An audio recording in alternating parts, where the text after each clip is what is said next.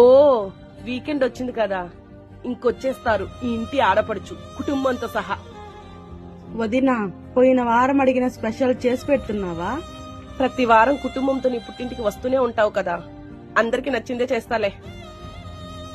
ముందు నీ కూతురిని తీసుకెళ్ళు, అత్త అత్త అని డిస్టర్బ్ చేస్తూనే ఉంది.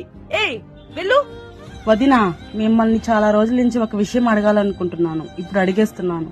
నా బిడ్డంటే ఎందుకు వదినా మీకంత పగ? పురుగును చూస్తున్నావేంటి? అమ్మో అమ్మో, అత్తయ్య చూసారా మీ కూతురు ఎన్ని మాటలు అంటుందో? మీ కూతురు పుట్టింటికి వస్తే నేను చచ్చిపోతా. అత్తా కొడలు మనం ప్రేమగా ఉంటున్నామని మీ కూతురు ఒప్పట్లేదు, నిందలు వేస్తుంది అత్తయ్య. నిన్ను కూతురు లాగినా కదమ్మా చూసుకుంటున్నానా? నిజమే అత్తయ్య, మీరు చాలా బాగా చూసుకుంటారు. మీ కూతురు పుట్టింటికి వస్తే నేను ఉండలేను, చచ్చిపోతాను. నేను బ్రతుకున్న రోజులు నా బిడ్డ నా ఇంటికి రావాల్సిందే. నీకు నచ్చకపోతే నువ్వు వేరే కాపురం పెట్టుకో.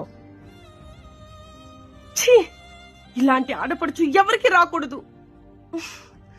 ఒక మనిషికి విలువను పెంచేదేంటో తెలుసా? దూరం. ఎంత దూరంగా ఉంటామో అంత విలువ. పెళ్లైన ఆడవాళ్ళకి పుట్టిల్లు చుట్టం చూపుగా గుర్తుకు రావాలి, కానీ వారానికి ఆదివారం వచ్చినట్టు మీరు వెళ్లడం కరెక్ట్ కాదు. కాపురం అన్నాక మనకు నచ్చనివి, కోపాన్ని పెంచేవి, ద్వేషాన్ని పుట్టించేవి ఎన్నో జరగచ్చు. అంత మాత్రాన చస్తానని బెదిరించడం నీ అసమర్థతకి చిహ్నం.